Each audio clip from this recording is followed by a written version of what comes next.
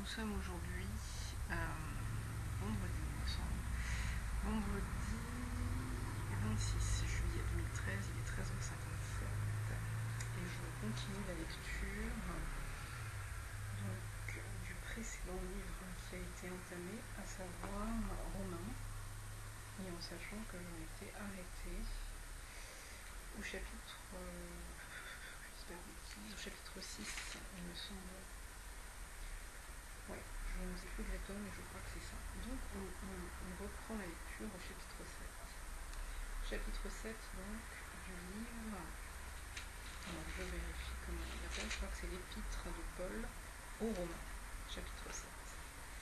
Ignorez-vous, frères, car je parle à des gens qui connaissent la loi, que la loi exerce son pouvoir sur l'homme aussi longtemps qu'il vit. Ainsi, une femme mariée est liée par la loi à son mari tant qu'il est vivant. Mais si le mari meurt, elle est dégagée de la loi qui la liait à son mari. Si donc, du vivant de son mari, elle devient la femme d'un autre homme, elle sera appelée adultère. Mais si le mari meurt, elle est affranchie de la loi, de sorte qu'elle n'est point adultère en devenant la femme d'un autre. De même, mes frères, vous aussi, vous avez été, par le corps de Christ, mis à mort en ce qui concerne la loi, pour que vous apparteniez à un autre, à celui qui est ressuscité des morts, afin que nous portions des fruits pour Dieu. Car lorsque nous étions dans la chair, les passions des péchés provoqués par la loi agissaient dans nos membres, de sorte que nous portions des fruits pour la mort. Mais maintenant, nous avons été dégagés de la loi, étant morts à cette loi sous laquelle nous étions retenus, de sorte que nous servons dans un esprit nouveau et non selon la lettre qui a vieilli. Que dirions-nous donc? La loi est-elle péché? Loin de là. Mais je n'ai connu le péché que par la loi, car je n'aurais pas connu la convoitise si la loi me dit tu ne convoiteras point. Et le péché, saisissant l'occasion, produisit en moi, par le commandement, toutes sortes de convoitises. Car sans loi, le péché est mort. Pour moi, étant autrefois sans loi, je vivais. Mais quand le commandement vint, le péché reprit vie, et moi je mourus. Ainsi, le commandement qui conduit à la vie se trouva pour moi conduire à la mort. Car le péché, saisissant l'occasion, me séduisit par le commandement, et par lui me fit mourir. La loi donc est sainte, et le commandement est saint, juste et bon. Ce qui est bon a-t-il donc été pour moi cause de mort? Loin de là. Mais c'est le péché, afin qu'il se manifestât comme péché, en me donnant la mort par ce qui est bon, et que par le commandement il devint condamnable au plus haut rang. Nous savons en effet que la loi est spirituelle, mais moi je suis charnel, vendu au péché, car je ne sais pas ce que je fais. Je ne fais point ce que je veux, et je fais ce que je hais. Or, si je fais ce que je ne veux pas, je reconnais par là que la loi est bonne.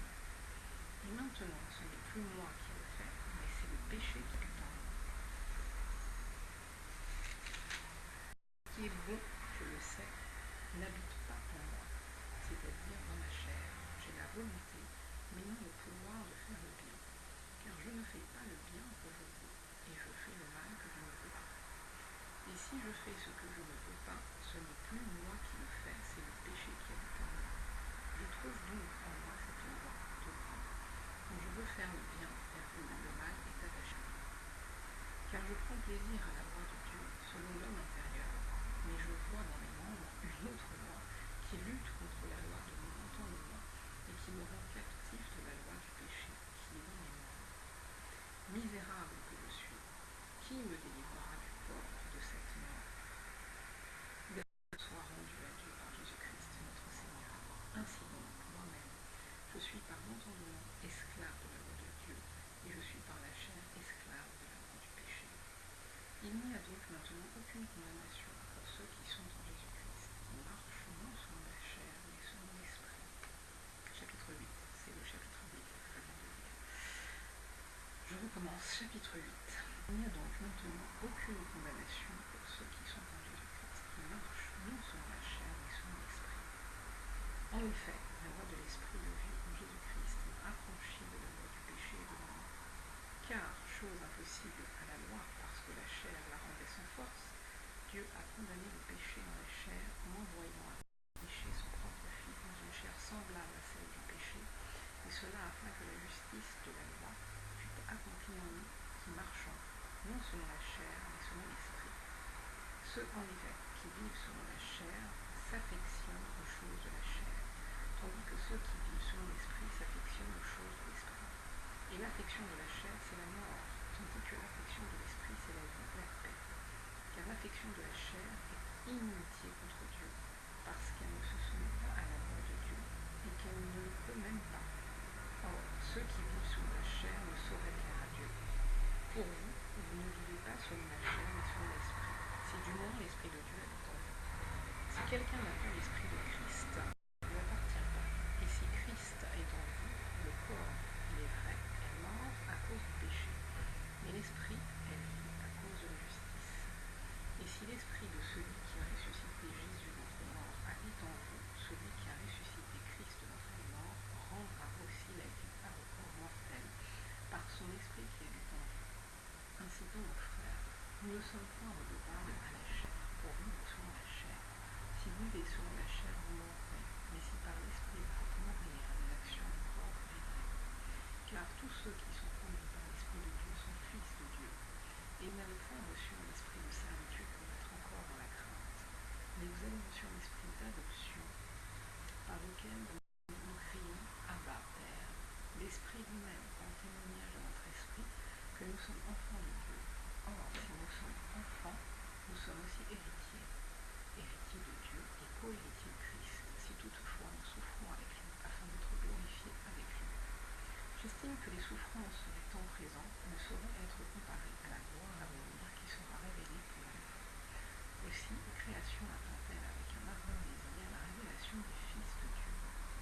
Car la création a été soumise à la vanité, non de son gré, mais à cause de celui qui y est soumise, avec l'espérance qu'elle aussi sera affranchie de la servitude de la corruption, pour avoir part à la liberté de la gloire des enfants de Dieu. Or, nous savons que jusqu'à ce jour, la création tout entière soupire et souffre les douleurs de l'enfantement. Et ce n'est pas elle seulement, mais nous aussi qui avons les prémices de l'esprit. Nous aussi nous soupirons, et nous-mêmes en attendant l'adoption, la rédemption de notre corps. Car c'est en espérance que nous sommes sauvés. Or, l'espérance qu'on voit n'est plus espérance. Ce qu'on voit, peut-on le voir encore? Mais si nous espérons ce que nous ne voyons pas, nous l'attendons avec persévérance. De même, aussi l'Esprit nous aide à notre faiblesse, car nous ne savons pas ce qu'il nous convient de demander dans nos prières. Mais l'Esprit lui-même intercède par des soupirs inexprimables. Et celui qui sonde les dieux dit quelle est la pensée de l'Esprit, parce que c'est selon Dieu qui intercède en faveur des saints. Nous savons du reste que toute chose concourt au bien de ceux qui aiment Dieu, de ceux qui sont appelés selon son dessein.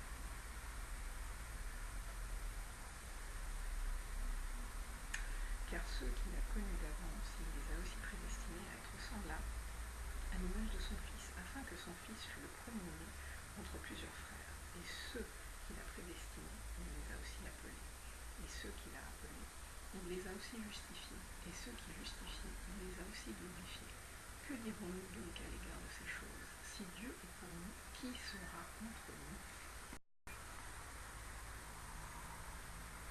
Lui qui n'a point épargné son propre Fils, mais qui l'a livré pour nous tous, comment ne nous donnera-t-il pas aussi toutes choses avec lui? Qui accusera les élus de nous? C'est Dieu qui justifie. Qui les condamnera? Christ est mort, bien plus, il est ressuscité. Il est à la droite de Dieu et il intercède pour nous. Alors, qui nous séparera de l'amour de Christ? Sera-ce la tribulation ou l'angoisse, ou la persécution, ou la faim, ou la nudité, ou le péril, ou l'épée? Selon qu'il est écrit, c'est à cause de toi qu'on nous met à mort tout le jour, qu'on nous regarde comme des brebis destinées à la vie. Mais dans toutes ces choses, nous sommes plus que vainqueurs par celui qui nous a aimés. Car j'ai l'assurance que ni la mort, ni la vie, ni les anges, ni les dominations, ni les choses présentes, ni les choses à venir, ni les puissances, ni la hauteur, ni la profondeur, ni aucune autre créature ne pourra nous séparer de l'amour de Dieu, manifesté manifester en Jésus-Christ, notre Seigneur. Alors voilà, je vais m'arrêter là, parce que j'ai fait 7, 8, 9, j'en ai lu 3, 9, 10, 11, 12, 13, 14, 15, 16, il en reste 8. Mais j'avoue, là, qu'on a passé une nuit un peu difficile. Mon fils était malade, il a reniflé toute la nuit, il n'arrivait pas à dormir, c'était un calvaire. Et comme nous dormons dans la même chambre, voilà. Donc je suis assez claquée. Là, il se repose depuis tout à l'heure, ça fait